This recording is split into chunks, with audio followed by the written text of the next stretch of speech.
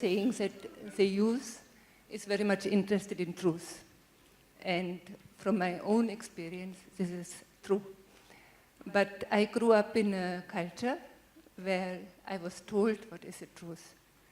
I mean, we were told you don't have to think about the truth because we cannot know it. God had to tell it, and he has told it in his revelation.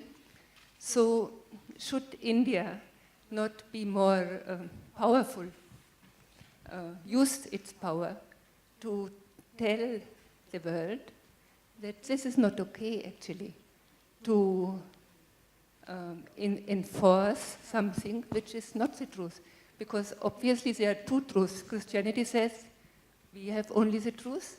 Islam says, no, this is only the truth.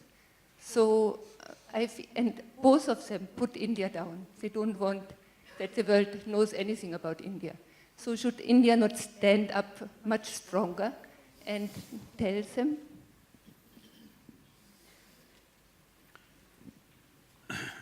Please. Well, see, we must understand this.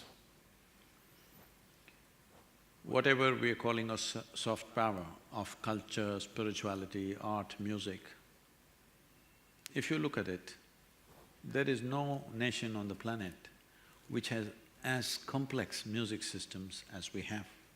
Every region has its own. And the complexity is so absolutely immense, how they use sounds and the mathematics involved in the sound making is too phenomenal. I'm saying this because we have a family full of artists and I'm constantly telling them, you're stuck in tradition. The very tradition which crafted these arts and sciences has become a trap. You have to step out of that.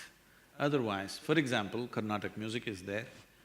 I'm telling you, if you pay enough attention to it, there's nothing more complex than that in the world in terms of arts. But it needs a cultivated audience. Somebody else who comes and sits here will get bored in the first 5 minutes, they'll want to leave. But if you do jing, jing, jing, jing, jing, everybody will sit because the body moves with it. So that cultivation has to happen means you have to step out of that container he was talking about.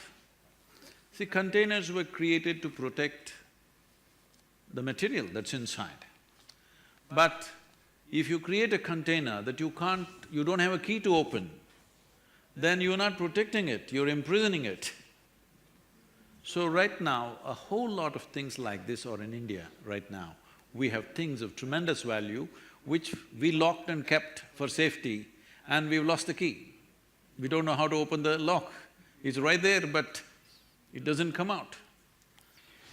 So, about youth seeking truth, it's very natural for them, as you said. People have been told, this is the truth, this is a commandment.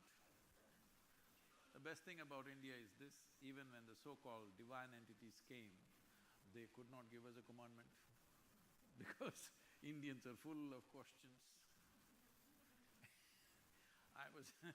We were trekking in Tibet and we had people from over 40 countries and one Indian person who lives in United States stood up to ask a question and the question went on for over 8 minutes. Question inside a question, inside a question, inside a question, like that. All the other, Indians are okay, but the rest of the people are, what kind of question is this? Then I said, see, this is an Indian issue. We've spent thousands of years asking questions and questions and questions. We can make a question itself an hour long. Then one Chinese lady who was traveling with us, she said, yes, Sadhguru, I worked in United Nations for 23 years. Only Indians ask questions, nobody else asks questions. You just see Shiva came And he opened his mouth and his wife asked him a million questions. Krishna, after many years of waiting, obviously he couldn't talk to Arjuna for a long time, obviously. He chose an extreme moment of war. There he tries to teach him something, the guy asks him hundreds of questions. So, as I said earlier, this has been a land of seeking. But rest of the world, or not really rest of the world, certain part of the world took to commandments. This is it. If you say this is not it, you're dead, that's all. It's a very effective method. Yes. See, there are two ways of handling a question. Either you answer the question or kill the questioner. If I answer your question, you'll come up with one more question. But if I take care of you, there is no more question. So they adopted this methodology. Anybody who asks a question is dead. So after some time, the whole society feared to ask questions. See, people are very proudly talking about secret schools in Europe and secret schools in Middle East. Why were schools secret? Because you would be dead otherwise. Hello? Why is a school, a place of learning, a secret? Because if you learn something that I don't approve, you're dead. That's why. There are no secret schools in India. All kinds of things were done. In the same generation, all kinds of things were done, most unthinkable things were done, but as long as people are in pursuit, other people said, okay, we don't like that, so they kept away and they pursued something else. But there never was persecution because we created a culture of seeking, not of believing. The moment you believe something, see, we must understand this. The moment we believe something, let's say I believe something and you believe something else, both of us are friends and everything is fine, but when it really comes to the crux, I will kill you. Because I believe this is it and you believe that's it. So there is no way out of that. So, we are still in that mode, but one tremendous thing that's happening in the world is heavens are collapsing, you know. Yesterday I was with a group of nearly 9,000 people in Bangalore who were with me for 2-day program, and I just asked, how many of you believe you're going to heaven? Only about 5 hands went up in 9,000, okay? So, are you hell candidates, I asked them. They said, no. Oh, we don't know. Oh, in the previous generation, if you'd asked this question, 80% of the hands would have gone up. So heavens are collapsing, which is a very good thing for seeking. Because heavens are collapsing means people… what heaven means is that there is a better place than this. This is a tragedy. This is the worst thing that human beings have been, trained to believe. The worst thing is there is a better place than this. So you can make a mess out of this and go there. You can make a hell out of yourself here and go to another heaven and live well forever, okay? What is there in heaven if you really look at it? Hindu heaven, food is very good. Really. In another heaven, there are those white-gowned ladies floating in the clouds. If you like that kind of ambience, you can go there. In another heaven, you will encounter virgin problems. If that's what you want, you can go there. But to go there, the basic quality is you must die. The qualification is you must be dead. And once you're dead, fortunately, we either burn you or bury you or cut you and feed you to the birds, depending on your culture. One significant thing, ecologically significant thing that everybody will do is put their bodies back into the earth. Very good thing to do, except Elon Musk.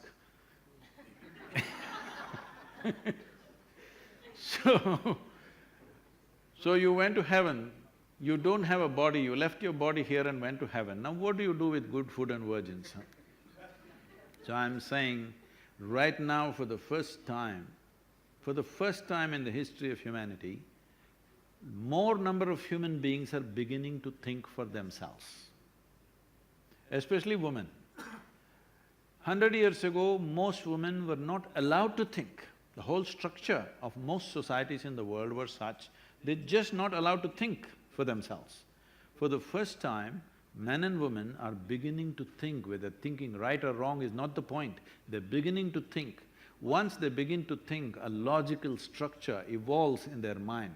Once a logical structure evolves in their mind, anything that's illogical will collapse.